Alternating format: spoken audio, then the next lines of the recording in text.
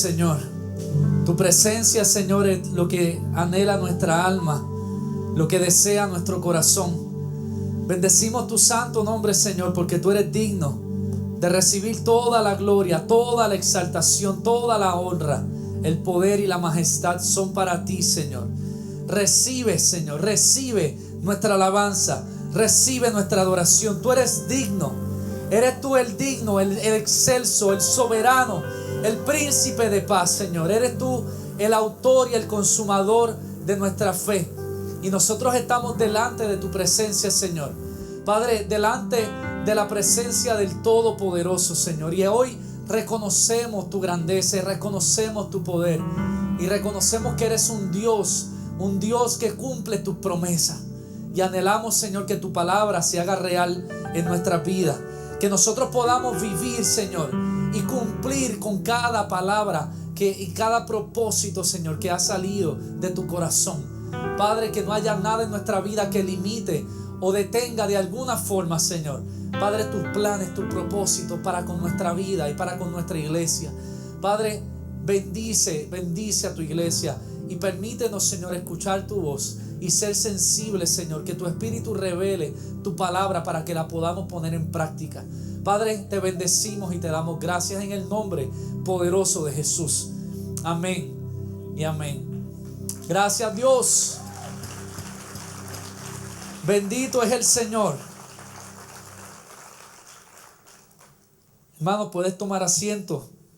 Le damos gracias a Dios por su presencia. Realmente es un enorme privilegio nosotros encontrarnos en su casa, poder, ¿verdad?, conectarnos con Dios, su presencia, y es una ricura. Que nunca perdamos esta sensibilidad, ¿verdad?, en nuestros corazones, que nunca perdamos de perspectiva el privilegio que Dios nos ha dado de poder habitar en su casa, de poder habitar en su misma presencia. Quisiera en la mañana, ya casi tarde, ya tarde de hoy, quisiera que podamos contemplar algo que la palabra habla, y quizás, ¿verdad?, pueden ser en ocasiones cosas básicas, fundamentales, pero en ocasiones necesitamos recordarnos cosas que son muy fundamentales para Dios, para que nosotros podamos vivir, Señor, según los propósitos que Dios tiene para con nuestras vidas.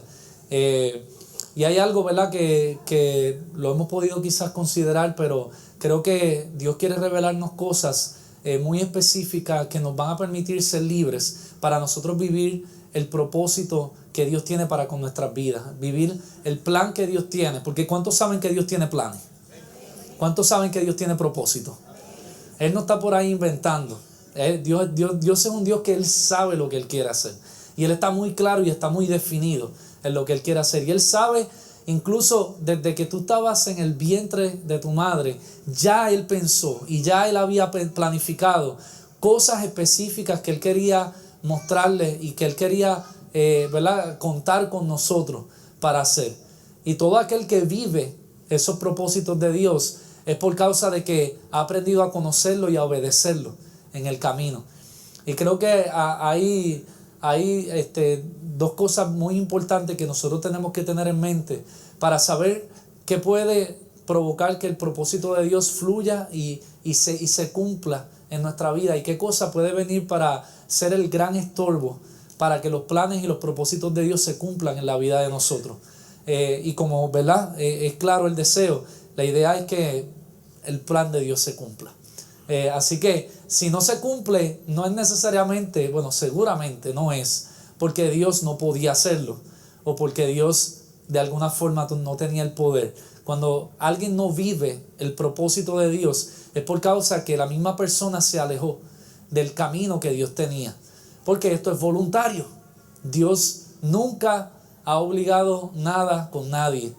Él nos ha puesto las reglas del juego. Él nos ha dicho qué tenemos que hacer si queremos caminar en sus caminos y ver su gloria. Y Él nos ha dicho cuál es el camino que uno puede escoger, donde Él estaría lejos de allí, donde su favor no estaría presente y donde sus propósitos no se iban a cumplir. No porque Él no tenga el control, Él tiene el control y siempre tendrá el control. Y sus planes no hay quien los cambie. Y si no es contigo, va a ser con el que esté dispuesto a obedecer.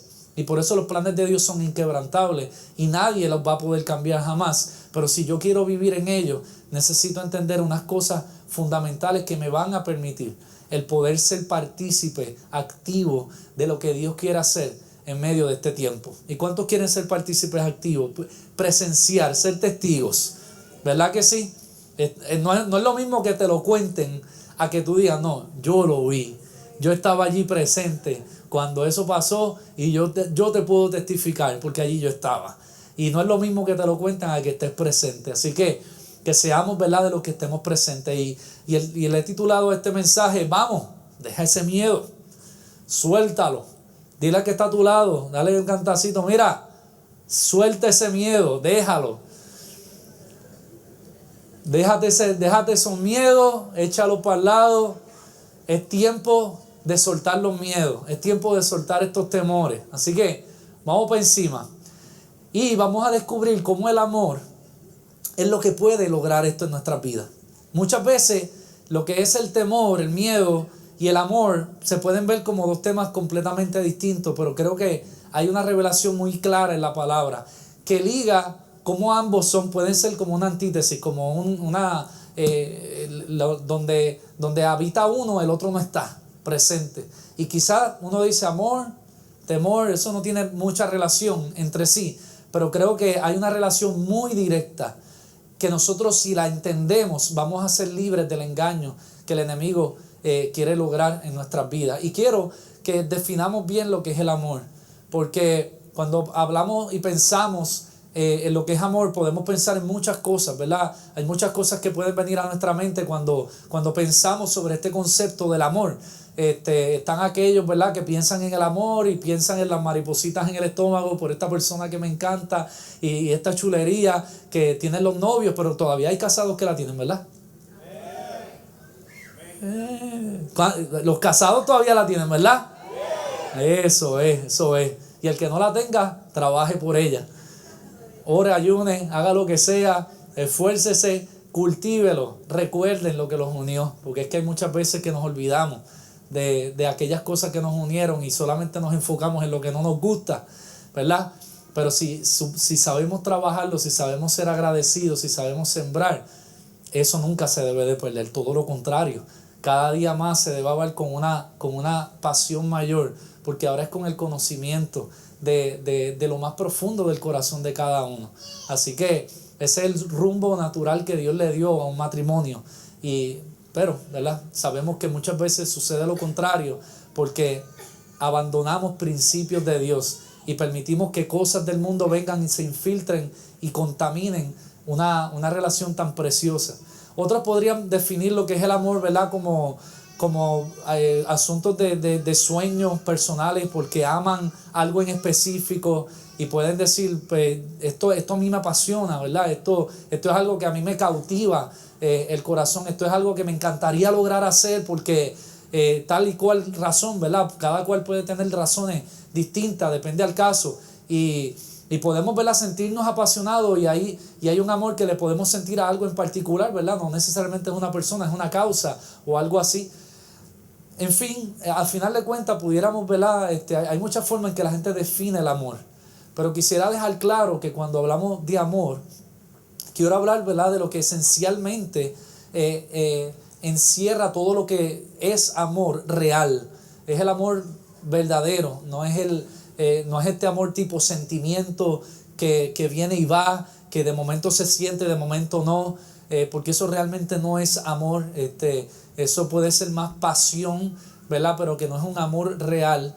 Entonces, cuando hablamos de la esencia del amor, cuando hablamos de lo que es la esencia del amor, realmente en donde todo es explicado y donde todo viene a ser, es la misma persona de Dios. Cuando Él se describió a sí mismo y Él dijo, ¿tú quieres saber cuál es mi esencia? ¿Tú quieres saber lo que yo soy? Pues mira, yo soy amor. Y así se describió Él. Y creo que la mayor, ¿verdad?, ejemplo que nosotros podemos tener de todo lo que es la esencia, y cuando se habla de la esencia es de lo que algo está hecho, ¿verdad? Si hablamos de la esencia de este edificio, tendríamos que hablar de todos los materiales que se usaron para hacer este edificio. Entonces esa es la esencia, ¿verdad?, del edificio, es de lo que está hecho. Pues entonces, cuando Dios habló de su esencia, de lo que Él mismo está hecho, o sea, Él dice, ¿tú quieres saber de lo que yo estoy hecho? Yo soy amor. Esto es lo que yo soy, esencialmente. No es casualidad que el fruto más grande que pueda haber en la vida de un cristiano es el amor. Es el fruto sobre todos los frutos. Es el fruto del cual yo creo que se desprenden todos los demás frutos. Creo que todos los demás frutos, su raíz se encuentra en el amor. Y cuando hay amor real, y cuando el amor real solo se encuentra en la persona de Dios, cuando eso está allí presente, entonces todos los frutos van a llegar y se van a dar así en nuestra vida. Entonces, quiero que, ¿verdad?, tengamos eso presente en lo que estamos hablando, para que todos estemos en la misma línea, de que cuando se hable de amor sepamos a qué nos estamos refiriendo esencialmente, ¿verdad? En qué debemos enfocarnos, qué debemos de pensar cuando se hable de lo que es el amor. Y me parece que el temor es algo que va en una contrariedad muy directa a lo que provoca el amor. Creo que hay solamente dos motores para cada decisión que en la vida se toma, por compleja o por simple que sea. No importa en qué área de la vida hablemos, podemos hablar desde las cosas más complejas hasta las cosas más simples. Me parece que las únicas dos motores, las únicas dos cosas que catalizan una decisión en la vida de alguien es miedo o es amor. Todo prácticamente lo podríamos encontrar como lo que impulsa una decisión es miedo a algo, a alguien, alguna cosa en particular. Podrían ser un sinnúmero de cosas. Y la otra forma el otro motor que impulsa toda decisión en la vida es el amor. El amor, y también podemos hablar de una infinidad de cosas, que amor a personas, cosas específicas, es lo que impulsa decisiones en la vida. Entonces, las dos están basadas en elementos distintos, y creo que Dios ha estado insistiendo en algo en particular, que basemos nuestras decisiones en algo, y el enemigo está insistiendo para que basemos nuestras decisiones en la otra parte. Cuando vamos a las Escrituras y vamos desde el principio, cuando nosotros puedes coger prácticamente cualquier historia de la Biblia. Tú puedes entrar desde las historias más remotas, antiguas de la Biblia, y correr prácticamente todas las Escrituras y llegar al Nuevo Testamento y ver casi todas las historias del Nuevo Testamento. Hay algo que frecuentemente se da y casi como una repetición. Es algunas veces sorprendentemente parecido la cantidad de veces que se repite esto en la Biblia. Cuando Dios se revela a alguien, cuando Dios decide acercarse a alguien, cuando Dios decide abrirle su corazón y revelarle sus planes a una persona, ya sea por la forma que Él mismo lo haya hecho, a través de un ángel, a través de profetas o lo que sea, Dios se acerca a las personas y hay unas cosas que típicamente Él les dice antes de decirle lo que vino a decirle. Hay unas cosas que son un preámbulo a la palabra que Él va a soltar sobre la persona, ¿verdad? Sobre el propósito que Él quiere revelar sobre la persona, sobre el grupo de personas o sobre la nación completa, porque esto aplica tanto a nivel individual, a nivel grupal o a nivel nacional. Esto puede tener, ¿verdad? Opera de la misma forma esencialmente, no importa si estamos hablando de grupos o si estamos hablando de individuos. Típicamente, cuando Dios va a revelar sus planes, Él siempre empezaba diciendo: no temas. Constantemente, corran casi todas las historias, te vas a dar cuenta que antes de Dios decir que su propósito, Él decía: no temas. Y muchas veces era seguido por una frase parecida a la de: yo estoy contigo, has hallado gracia y favor delante de mí, cuentas con mi favor, con mi bendición. Y después de declarar que no temieras, que Él estaba presente, que Él estaba con la persona, que contaba con su favor, con su gracia, entonces venía y declaraba el propósito que quería, ¿verdad? Y el llamado particular, el propósito particular que tuviera con esa persona o grupos de personas. Lo podemos ver desde el mismo Génesis, lo podemos ver con Moisés, con Abraham, lo podemos ver con prácticamente todo el mundo. En el Nuevo Testamento constantemente esto se dio. Y Dios decía, estoy contigo, no temas. Y me parece que si esto era un preámbulo constante para cada vez que Dios quería revelar sus planes, quería mostrar sus propósitos, pues entonces creo que hay algo de lo cual Dios nos está advirtiendo que va a estar típicamente presente cuando Él revele sus planes para con nosotros, que nosotros vamos a tener que lidiar, que si no lo lidiamos adecuadamente, probablemente entonces sus propósitos y sus planes se van a ver limitados de alguna forma o se van a anular en nuestra vida y no se completarían.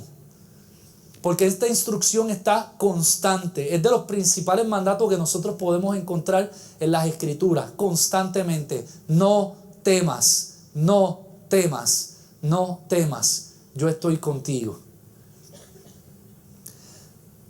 Dios no nos hubiera dado este mandato si Él supiera que nosotros no teníamos la capacidad de lograr, ¿verdad?, no temer. Esto no se trata de no sentir miedo, porque nunca Dios ha tenido problema con que sientas miedo. El problema es que seas dominado por el miedo.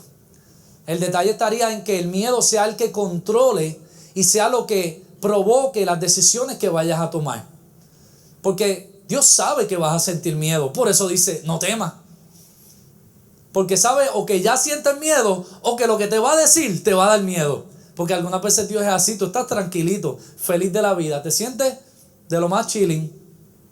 Y de momento Dios te dice tal cosa y tú, a rayos, a Moisés le pasó eso, él estaba tranquilito, ya llevaba 40 años en el desierto, estaba allí con las ovejas, está bien, trabajo duro, pero estamos bien. Y de momento la zarza ardiente y el que es eso se acerca, quítate la sandalia, esto es el lugar santo, ajá. ¿Y qué pasó aquí? De momento, vete para Egipto. ¿Qué? ¿De donde yo salí? Sí, y quiero que liberes a mi pueblo. ¿Yo y quién?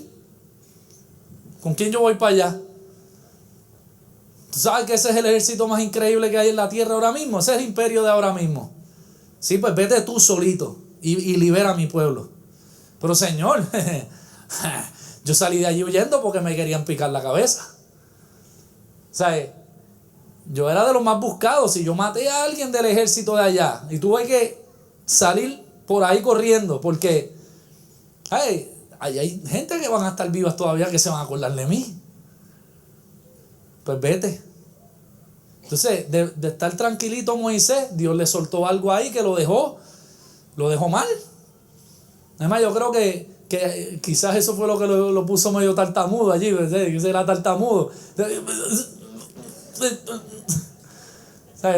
Le soltó esa bomba de momento, de la nada, que él no estaba esperando algo parecido a eso. Ya Egipto había pasado, eso había quedado en su pasado, ya olvídate, estoy aquí en el desierto, olvídate, nos quedamos con las ovejas tranquilos.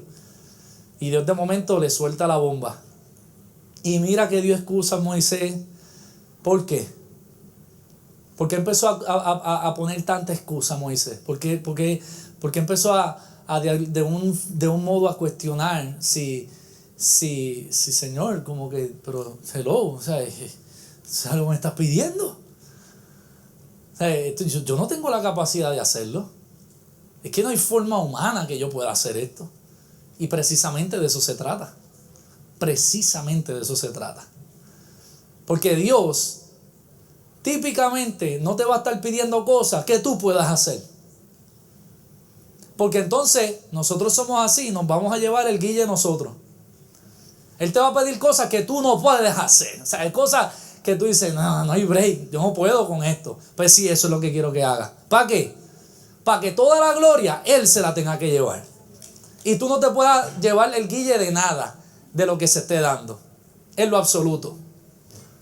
Él desea que sus propósitos sean tan grandes que tú entiendas que si tú no estás contando con Él en cada paso del camino, no va a haber forma que tú lo puedas hacer. No va a haber capacidad para que tú puedas hacerlo. Pero cuando Dios te suelta algo así, tú te quedas como, tú sabes, Yo me quedo aquí con las ovejas mejor tranquilito, Señor. Yo creo que tú te equivocaste de persona. Porque Moisés se lo dijo literalmente, le dijo, Señor, pero o sea, es que yo ni hablar puedo. Yo soy hasta tartamudo. Y Dios le decía, no, pero yo olvídate que yo voy a hacer esto, y él venía con otra excusa. Y él le decía y otra excusa. Nada, hasta molestó a Dios. En un momento Dios se molestó y todo. Y dijo, pero va a seguir. Hasta tira la vara, se convierte, mete la mano, sale con ella enferma y se la mete y para atrás. Mira, estás viendo milagros ahí en tu cara, pero no, todavía tú sigues. Tú sabes, pero, hello, pongámonos en los zapatos de Moisés. A cualquiera de nosotros, lo más seguro hubiéramos hecho lo mismo, y cuidado si peor. ¿Por qué? Porque el miedo viene y entonces los propósitos de Dios empezamos a verlo como, pero señores, que esto, diache, ¿sabes? Yo me voy a arriesgar demasiado. Tengo demasiado de mucho riesgo, tengo mucho que perder en esto. Y ahí entonces está donde viene el miedo como este gran enemigo de los propósitos de Dios, de los planes de Dios para con la vida. Y por eso este mensaje constante que Dios va trayendo a cada persona que le habla, y arranca, antes de decirte lo que sea, te digo, no temas. Y Dios te lo tiene que decir porque Él sabe que te va a dar miedo. Y después dice, yo estoy contigo. Esas palabras son casi obligadas. No temas. ¿Por qué? Porque yo estoy presente. No temas. ¿Por qué? Porque mi presencia está contigo. No temas. ¿Por qué? Porque mi favor, mi bendición, mi cuidado están contigo. Esa es la razón de por qué el miedo no debe de estar presente. Porque el amor está presente. Según la definición del amor que deberíamos todos tener. El amor está presente, por ende, el miedo no debería ser parte. Uno de los relatos se encuentran en Mateo 1, del capítulo 28 al 30, que es el relato de cuando vino el ángel para hablarle a la Virgen María, para declararle que iba a ser la madre del Mesías. Dice, el ángel entró a donde estaba María, la saludó y le dijo, Dios te ha bendecido de manera especial. Dijo, tienes la bendición de Dios.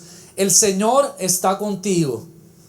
Dios está contigo. Tienes su bendición y Dios está contigo. María se sorprendió mucho al oír un saludo tan extraño y se preguntaba qué significaba eso. Entonces el ángel le dijo, no tengas miedo. Una vez más, se da lo que en tantas ocasiones se había dado. Dios le dice, tienes mi bendición, tienes mi presencia, no tengas miedo. María, porque Dios te ha dado un gran privilegio. Y ahí empieza a declararle los planes que tenía de que tú eres virgen, no has conocido varón, estás por casarte, pero ¿sabes qué? Vas a concebir y vas a dar a luz un hijo que va a ser el Mesías. Hermano, mucha gente no se pone a pensar y no se pone quizás en los zapatos de María. Porque incluso para este tiempo no hubiera sido tan cómodo que Dios hiciera algo así. Todos hablar de la Virgen María y que la Virgen parió y qué sé yo, pero ponte en los zapatos de ella. ¿Cómo iba a quedar tu reputación? ¿Quién te iba a creer que un angelito te vino a visitar y te dijo que ibas a quedar preñada? Te van a decir, así se llama el tipo, Ángel. Angelito se llama. ¿Sabes? No ibas a lucir muy bien. Y en este tiempo, casi esta es la orden del día. En ese tiempo, las cosas eran un poco diferentes. Porque las consecuencias eran mucho mayores. La razón de por qué José, cuando se entera, dice, ups, yo lo que voy a hacer es dejarla escondida y yo me voy a alejar a escondida. ¿Por qué José iba a hacer eso? Porque él sabía que fácilmente, él decía y la acusaba públicamente y la iban a terminar apedreando allí en el medio de la plaza del pueblo. Porque así eran las cosas en ese tiempo. Y si no le pasaba eso, lo mejor que le podía pasar es que quedara sellada como una mujer inmoral, una mujer de baja que ningún hombre se le iba a pegar en el resto de su vida. Y que iba a tener que quizás terminar en la prostitución o en algo para poder sobrevivir y comer. O sea, estamos hablando que por causa del propósito de Dios, ella se estaba arriesgando su vida y toda su reputación. Toda su vida se iba a ver en riesgo. Pues claro que Dios le va a decir, yo estoy, no tengas miedo, porque lo que te voy a decir te va a poner en una situación bien difícil, bien incómoda. Y ella estaba tranquilita. Ella había sido una santa toda su vida. De hecho, mujer digna de admirar. Nosotros obviamente no adoramos a María porque ella no es una deidad, pero es digna de admirar. Porque por alguna razón Dios la escogió para ser la madre de Jesús. Eso no era cualquier mujer y creo que lo demostró en su misma respuesta. Demostró el que ella, aunque se le estremeció todo, porque ella no sabía bien qué iba a pasar. O sea, salió de allí y José le dijo, mira, nos vamos a dejar, porque yo imagino que José no le comió el cuento de primera. Si no es porque Dios se lo revela en sueño, José lo hubiera dejado. Y él porque la amaba. Porque si hubiera sido porque tengo más o menos un deseo por ti, qué sé yo, pero no te amo mucho, la mandaba a matar allí, vamos a apedrearla aquí. O sea que yo me imagino que todo ese proceso fue bastante amargo, difícil. Pero Dios mostró su favor, su cuidado y todos sabemos el relato, ¿verdad? Y el fin y wow, admirada. Pero la realidad es que se le estremece a todo el mundo, o sea, el mundo. Y por esa razón muchas veces Dios tiene que arrancar para establecer cada uno de sus propósitos y sus planes. Él tiene que arrancar diciendo, yo estoy contigo, que no se te olvide. Y si nos los tiene que recordar es porque nos sentimos solos en momentos dados. Y porque sentimos que Dios está como a un millón de millas de distancia de nosotros. Por eso Él tiene que recordarnos y decir, yo estoy, que de momento no me sienta no significa que no estoy. Yo estoy, que no se te olvide. Tú tienes mi bendición. No tengas miedo. Permite que el amor fluya y obedece. Camina en la palabra, camina en el propósito, porque vas a ver. Pero te va a dar miedo. Y se te va a estremecer todo en el proceso. Si vamos al salmista David, Salmo 118, esto es uno de decenas de veces que el salmista decía, Dios está conmigo, no tengo miedo. Nuevamente, el que Dios estuviera presente, el Dios que su esencia es amor, estuviera presente, ¿qué provocaba? No voy a tener miedo. Nadie puede hacerme daño. Y él escribía eso, ¿por qué? Porque sentía miedo y sentía peligro de que alguien le fuera a hacer daño. Por eso es que lo escribía. Porque no era que de momento me vino este mensaje a la cabeza y lo escribí. Claro, sabemos que Dios lo inspiró, pero Dios usó sus propias experiencias para ministrarle. Y él sintió, en muchas ocasiones, léete los salmos, sentía, olvídate que algunas veces decía, Señor, ¿hasta cuándo? Pero yo sé que tú no me vas a dejar en vergüenza, porque tú no dejas a tus hijos en vergüenza. Ahora, es interesante la actitud del salmista, porque él no se enfrentó a esto con una oración diciendo, Señor, por favor, quítame el miedo. Que es la oración que muchos hacemos. Ay, Señor, quítame esto de encima, quítame este miedo. Él no oró por eso. Y yo no veo en ninguno de los salmos, Señor, quítame el miedo. Nunca lo veo. Que él haya orado eso. Él decía, yo no voy a tener miedo. Porque si yo creo que Él está presente, yo tomo la decisión de no tener miedo. Yo lo puedo sentir, pero este sentimiento no se va a quedar, no va a permanecer, no se va a mantener. Y por eso siempre Dios, cuando te habla del miedo, no te dice, te voy a quitar el miedo. Te dice, no lo tengas. Es algo que tú tienes que provocarte. Es algo que tú tienes que decidirlo. Es algo que tú tienes que hacerlo por ti mismo. Yo te di las herramientas y te estoy dando las razones de por qué no debes de tener miedo. Es como el papá que le dice a su hijo, camina conmigo, vente, porque yo estoy contigo. No le tengas miedo a la oscuridad, no le tengas miedo a lo que nos estamos enfrentando, yo estoy aquí. Y el hijo tiene que decidir, confiar en su papá y caminar con él. O lanzarse a sus brazos. Decirle, yo te voy a agarrar, vente, tú estás conmigo, no tengas miedo. Es una decisión que tiene que ser un proceso de nosotros. Que responde no a que declaro que no tengo miedo, porque no tengo miedo, porque sí, no. Es porque Dios está conmigo. Y la certeza de su presencia me hace caminar y decir, no voy a tener miedo. No va a haber nada que me dé miedo. Él tampoco dice, Señor, pues voy a tratar de no tener miedo. No. Hay una determinación que dice, yo no lo voy a tener, punto, y se acabó. Yo no le voy a dar espacio al miedo a mi vida. Esto no me va a dominar. Esto es parecido a la tentación, hermano. La tentación se va a sentir siempre, toda la vida. Mientras estemos en este cartucho, sentiremos tentaciones todos los días. Y no eres un pecador así, wow, mira qué sucio está porque sientas tentaciones. Eso significa que eres un ser humano. No eres un extraterrestre. Dios nunca ha tenido problema con las tentaciones. Es qué haces con las tentaciones. Es si permites que tengan espacio. Es si tomas decisiones en favor de la tentación que sientes. Ahí está el problema. Porque Jesús fue tentado en todo, pero no se halló pecado en él. Así que el problema no está en la tentación. El problema está en lo que hacemos, en qué decidimos cuando sentimos la tentación. Tú no puedes controlar si un pensamiento inmoral de violencia o de lo que fuera te llega, pero tú eres responsable qué haces con ese pensamiento. Y si permites que se aloje y se establezca en tu corazón, la venganza, lo que fuera. Porque en cualquier tema funciona igual. El problema no está en el sentirlo, el problema está en qué decisión yo hago, cómo yo manejo ese sentimiento. Y el miedo es igual. Yo tengo que decidir no tenerlo y decir, tú no vas a ser parte de mi vida, y tomarlo con determinación.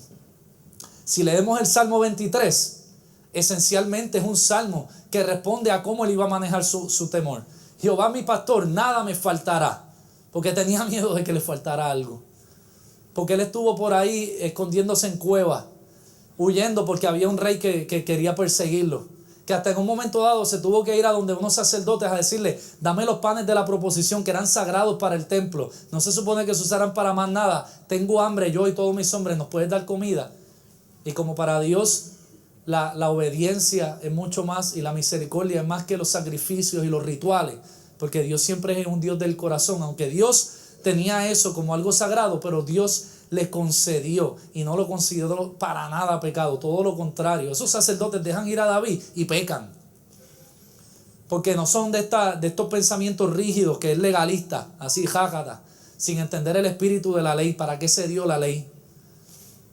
Y esos sacerdotes lo hicieron y les costó la vida por eso, porque después Saúl vino y los mató a ellos por haberles dado comida a David y a sus hombres. O sea que David sabía lo que era que le faltaran las cosas, pero él sabía que nada le iba a faltar. Dios iba a proveer lo que fuera necesario.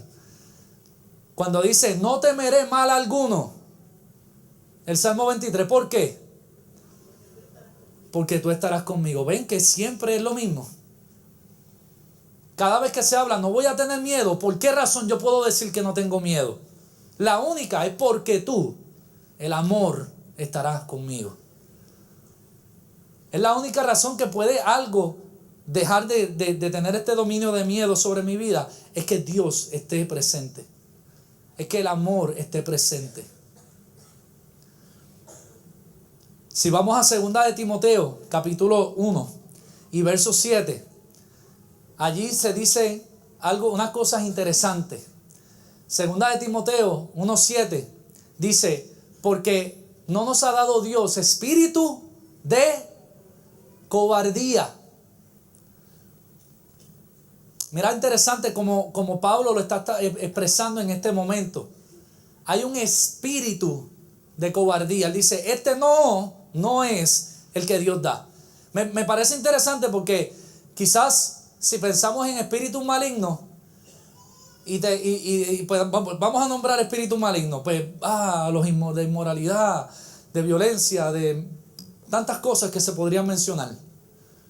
Pero de todos el que Pablo menciona cuando está hablando de qué provoca y cómo se manifiesta el Espíritu Santo en nosotros. Él dice solamente uno del que no es, y es cobardía. No es temor, no es un espíritu de temor, sino que es de poder, de amor y de dominio propio. Entonces, qué interesante que la aclaración que él hace de lo que no es precisamente de un espíritu de temor. Y creo que revela parte de lo que es una naturaleza espiritual y de cómo Satanás opera, de cómo Satanás obra. Y cuál es el espíritu de los espíritus principales que Satanás va a usar. Porque eso significa que entonces este espíritu de temor, este espíritu de cobardía, no proviene de Dios, por ende, no viene de otro lado, viene de Satanás. No hay otra fuente. O viene del uno o viene del otro.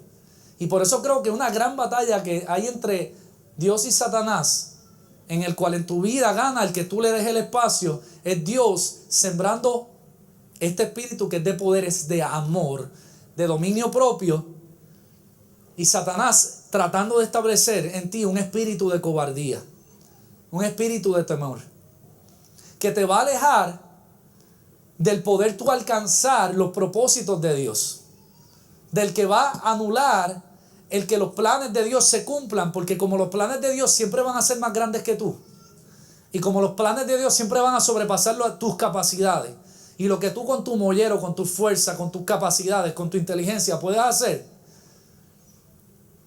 pues entonces la cobardía va a llegar y va a anular el plan de Dios para tu vida. Lo va a anular completamente. Entonces necesitamos entender eso, porque Dios nos está revelando cuál va a ser la estrategia principal que el enemigo va a usar cada vez que Él quiera revelar su plan sobre tu vida. Él te está revelando, Él nos está dejando saber que siempre Satanás va a hacer cada vez que Él abra su boca y declare su propósito sobre tu vida. Y lo que Satanás, la respuesta inmediata de Satanás va a ser sembrarte miedo. Que tú mires todas las dificultades, que tú mires tus propias capacidades y digas, es que no puedo, esto es imposible, estoy poniendo demasiado en riesgo. O sea, yo puedo salir de aquí trasquilado, me puedo fastidiar bien duro en esto. Y Dios diciéndote, ¿me amas? ¿Crees en el amor? ¿Puedes vivir en Él? Una pregunta que nos deberíamos hacer. ¿Dios se arriesgó por amarnos? El riesgo de Dios fue bien grande por amarnos. Porque de hecho, el amor no puede existir fuera del riesgo. El único ambiente en donde el amor existe es en el riesgo. Estos amores garantizados que el mundo te quiere vender, eso es imposible. El amor solo habita en un ambiente de riesgo. No puede existir de otra forma. Porque nadie se casó con alguien amenazándolo de muerte. Y si lo hizo, no fue amor.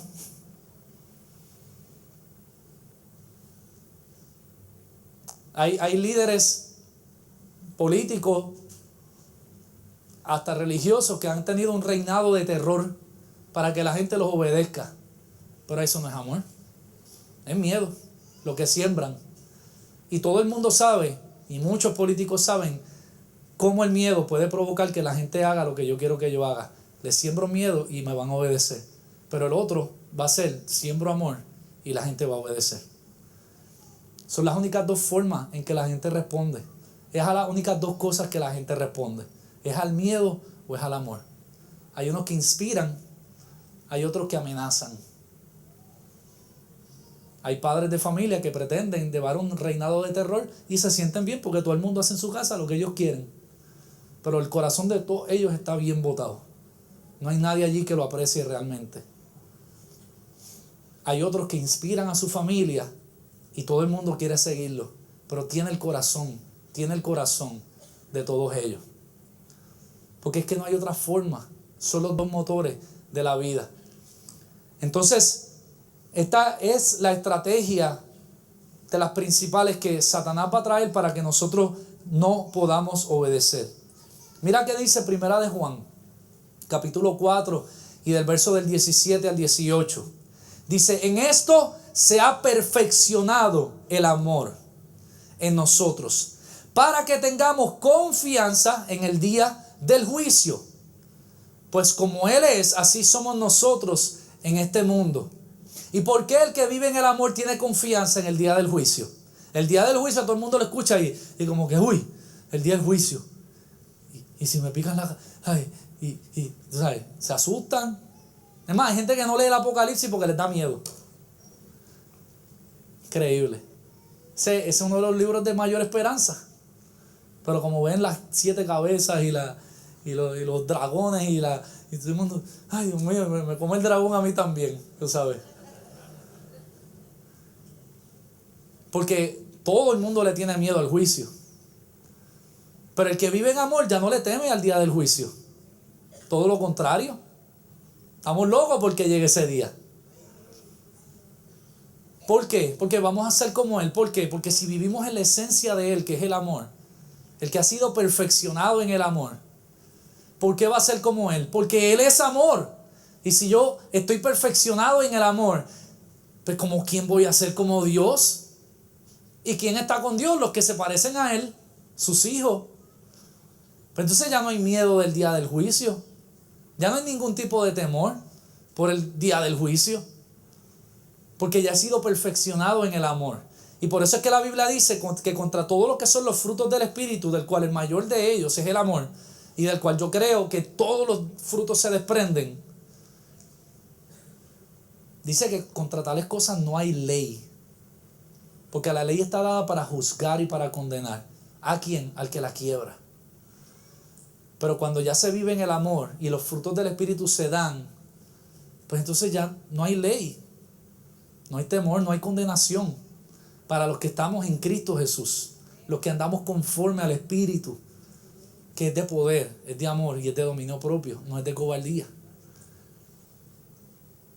Pero miren cómo aún en la iglesia Satanás logra y ha logrado sembrar este espíritu de temor, en el cual se hablan de los últimos tiempos, y hay algunos que me han dicho, ay, yo no quisiera estar en la iglesia cuando viene el pastor a hablar de todas las profecías, porque es que me da, ¿sabes? Me tiembla todo, y le da un miedo terrible. Y yo digo, ¿cómo es posible? O sea, eso es para decir, sí, Señor, está cerca. Es más, dice que la iglesia debe estar clamando, ven, Señor Jesús, ven ya. Pero hay un espíritu de temor que nos está alejando realmente de la esencia de lo que deberíamos ser. Entonces dice, en el amor, verso 18, no hay temor, sino que el perfecto amor echa fuera el temor. Entonces, aquí se está haciendo sumamente claro. Aquí Juan, inspirado por el Espíritu de Dios, está hablando sumamente claro. Él está diciendo, mientras más tú tengas de uno, menos vas a tener del otro. Mientras más lleno del amor te estés, menos temor vas a tener. Pero mientras más temor tengas, menos amor vas a tener. Porque es que en el amor no cabe el temor. Y quizás algunos dicen, bueno, y el temor a Jehová que se habla. Es un temor, no de miedo, es de una reverencia, de un respeto. Es lo mismo que cuando mis hijos tienen toda la confianza del mundo, se me tiran encima, jugamos, fíjate, hay confianza, pero ellos saben que tienen que respetar. Y cuando les hablo serio, no porque me tengan miedo, es porque me tienen respeto. Y se acaba ese momento y nos volvemos a abrazar y volvemos, olvídate, y tienen toda la confianza de acercarse. Con confianza, con plena confianza. Ese es el temor de respeto reverente que la palabra nos enseña que todos debemos de tener. Es ese tipo de temor que vive dentro del marco del amor, porque es el respeto que la autoridad se merece para que todo funcione bien. Porque si no sería un algaretismo total, en donde no se sabría ni la hora que es.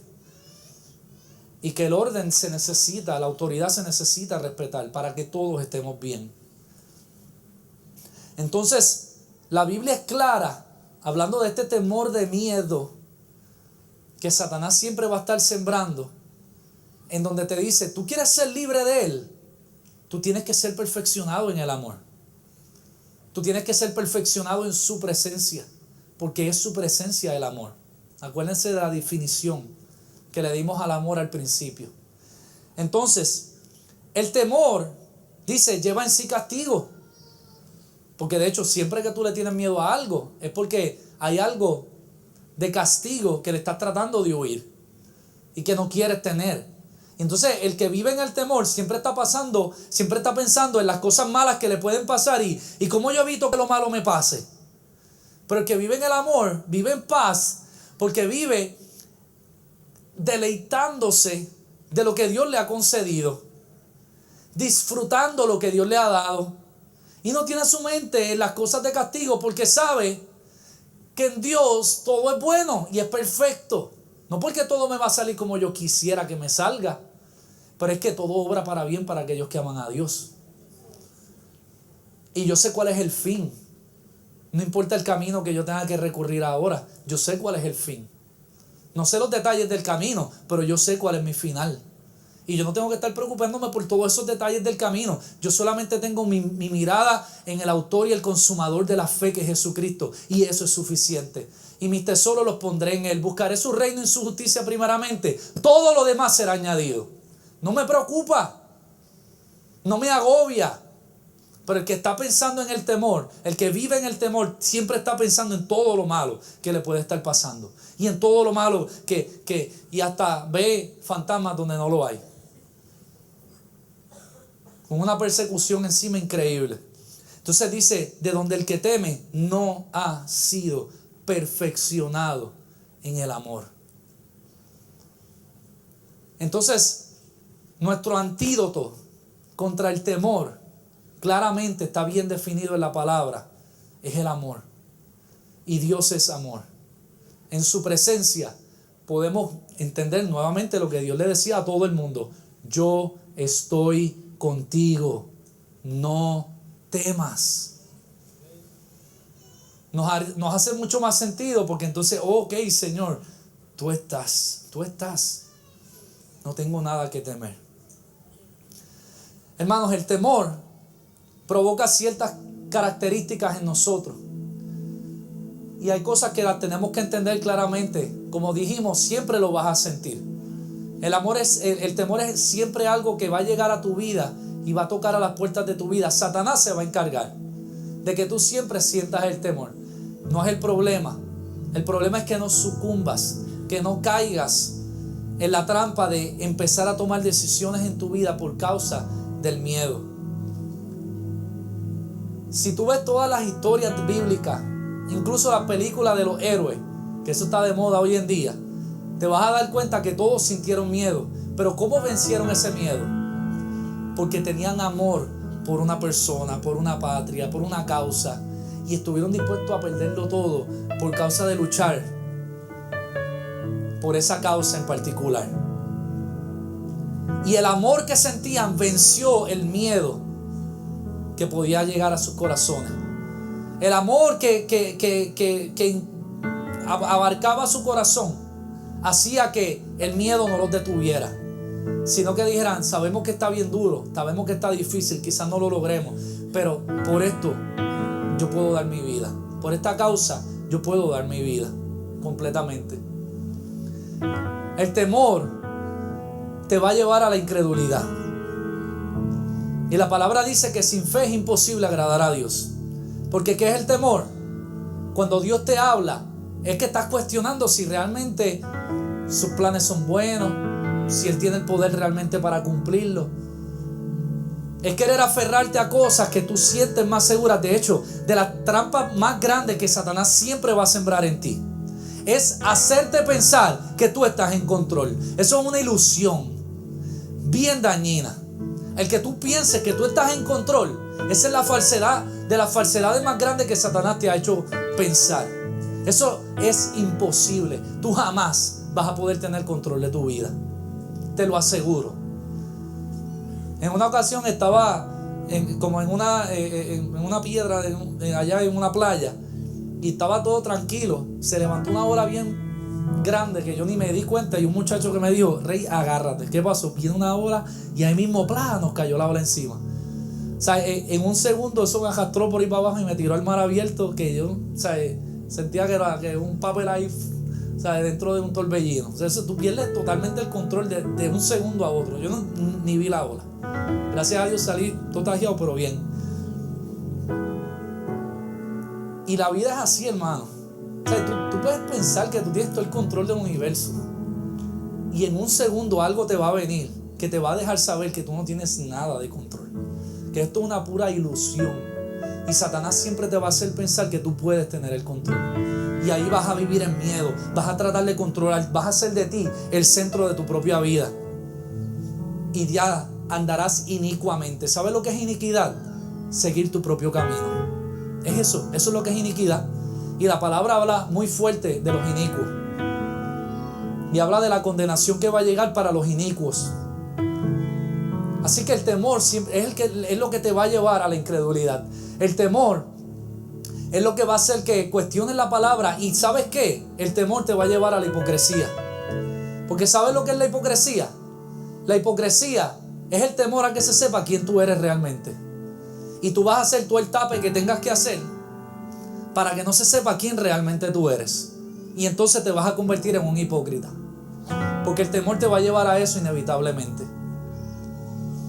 El temor te va a llevar a malas relaciones interpersonales, relaciones enfermizas, relaciones donde van a romperse desde matrimonios, amistades, lo que sea, por causa de que no podemos tener una confianza. Es como estos matrimonios celosos. Qué horrible es eso. Qué cosa más difícil. De verdad me compadezco por gente que viven en esas condiciones. Porque ¿sabes? Cuando se vive en celo, ¿sabes qué? ¿Para dónde va? ¿Y por qué? ¿Y con quién va para allá? Y cada 5 segundos una llamada. Pero ven acá, ¿y por qué tú? Ya, jayo, mano. O sea, break para respirar. Pero llega a su casa y no es a disfrutar. Ay, estaba loco por verte. Ay, estaba tan deseoso. No. Llega a su casa y eso es Troya. Entonces no se disfrutan. Y cuando están fuera, están todo el tiempo monitoreando. O sea, es como que, wow, mano, o sea, disfruta cuando están juntos. No, pero tampoco. Es una cárcel. Una cosa horrible. ¿Por qué? Porque no hay amor, hay miedo. Se mantienen juntos por miedo. Y como dije, en el amor siempre van a haber riesgos. Yo tengo que tener plena confianza, sabiendo que me pueden fallar. Pero Dios defenderá mi causa. Si algo yo disfruto de mi matrimonio, es la confianza que tanto yo le tengo a mi esposa como mi esposa me tiene a mí. Donde podemos ser tan libres porque yo sé quién es ella y ella sabe quién soy yo. Podemos fallar. Pero puede haber una libertad porque confiamos el uno en el otro. Es mi responsabilidad mantener esa confianza, y es su responsabilidad mantener esa confianza. Pero hay plenitud de confianza, y eso es una chulería. Por eso se debe escoger bien al que no se haya casado. Si vas a alguien dudoso ya desde el principio, pues move on. Búscate a alguien que tenga mejores principios. Porque vivir bajo celo, eso es horrible. Eso es horrible. Y eso no fue lo que Dios diseñó para nosotros. La ansiedad llega por causa del miedo. Le temes a algo tanto y estás pensando tanto que te pones ansioso. Eso le cambia la personalidad a la gente. Le dan ataques de pánico, caen en depresiones. Le da hasta bipolaridad, la ansiedad. Y es el temor que embarga tu vida. Porque no vives en el amor. No vives en el deleite del amor que solo Dios nos puede dar. Así que, hermanos, nosotros tenemos que entender lo que Dios nos da a través del amor. Solo puede existir, como dije, donde hay riesgo. Nos va a llevar a hacer sacrificio. El que ama hace unos sacrificios impresionantes. El que ama, la novia está en San Juan y dice: ay, necesito un chicle. No te preocupes, mi amor, yo voy para allá, yo te lo llevo. Porque olvídate, ¿sabes? El que ama invierte su dinero y su tiempo sin que le pese. Hace grandes inversiones de tiempo y de dinero en lo que a lo que tú le dedicas tiempo y dinero. A eso es lo que tú amas. Estás entregando de las cosas que más te hacen sentir seguro, pero lo entregas porque no hay peso, porque hay amor. Solamente se vive libre cuando uno puede vivir en el amor. Hermano, nosotros, tanto a nivel individual como iglesia, nosotros estamos viviendo un tiempo espectacular, histórico, donde Dios, como bien nos anunció el pastor Pachi, nos está diciendo, llegó el momento. Y qué brutal, pero les aseguro que le puede dar miedo a cualquiera. Y de la misma forma que Israel tenía que confiar que, mira, Dios va a ser el que va a tumbar las murallas, Dios va a ser el que va a tener que abrir el mar y el río, Dios va a ser el que nos va a ayudar a vencer los gigantes que se ven en el camino. Va a ser igual con nosotros, porque aquí nadie se va a llevar el guille de nada. Aquí solo Dios se va a llevar la gloria. Y lo que va a suceder entre nosotros va a ser tan increíble que nadie va a poder decir, es que el pastor es tan increíble, es que Pachi es tan increíble administrador o negociante. Aquí nadie se va a poder llevar el guille de nada, porque aquí Dios lo que quiere hacer, lo quiere hacer de forma tal que solo Él se va a poder llevar la gloria. Y qué bueno que sea así. Y qué bueno que sea así, porque eso nos va a ayudar a nosotros a andar, como dice la pastora Margarita, bien bajito, con la cabeza en la loseta, diciendo, Dios, tú eres grande y tú eres poderoso. Ahora, que quede claro, a mí no me interesa ningún edificio si Él no está presente. Si su presencia no está, nos importa poco el edificio. Nos importa poco. De la misma forma que el pueblo le dijo a Moisés, si Dios está con Josué, y se lo dijeron a la cara a Josué, si Dios está contigo como estuvo con Moisés, te seguimos, porque aquí no se puede estar siguiendo a hombres, es a Dios. Y mientras su presencia esté presente, vamos hasta el fin del mundo, a donde Él nos quiera llevar, pero que su presencia sea la principal y sea lo no negociable entre nosotros. Mientras su palabra y su presencia estén, vamos a donde sea, porque el edificio va a ser simplemente una herramienta para su gloria. No va a ser el centro jamás. Y el día que sea, me voy. Porque Dios tiene que ser el presente. Y el principal. Y el eje central de todo lo que suceda en nuestras vidas y en la vida de esta iglesia. Tiene que ser Dios el eje central. Y toda la gloria y la atención es para Él. Y a lo que Él quiera y como Él quiera usarnos y a donde Él quiera llevarnos, iremos. Y no le vamos a tener miedo a lo que se aparezca. No le vamos a tener miedo a lo que para nosotros es imposible. Porque Él se va a encargar de hacerlo Él, para que todos nosotros digamos, Él se lleva toda la exaltación y el honor y la gloria. Así que, hermanos, todos aquellos que quieran vivir en el amor y todos aquellos que quieran renunciar y tomar la determinación que hizo el salmista de yo no voy a tener temor porque Dios está conmigo. Todos aquellos que quieran vivir de esta forma, yo les pido que se pongan de pie allí donde están y que hagamos este compromiso con Dios. Y de hecho, el que tenga que entregar temores y decir, Señor, yo necesito entregar estos miedos específicos, el altar está abierto, puedes venir en confianza. Acércate y dile, Señor, yo renuncio a todo espíritu de temor, a todo aquello que me provoca temor y quiere paralizar mi vida. Yo renuncio a todo esto y yo decido vivir para ti. Yo decido que cada palabra que sale de tu boca yo la voy a cumplir sin temor a nada, sin mirar tanto mi perspectiva y mis límites. Yo voy a mirarte a ti, que eres el Todopoderoso.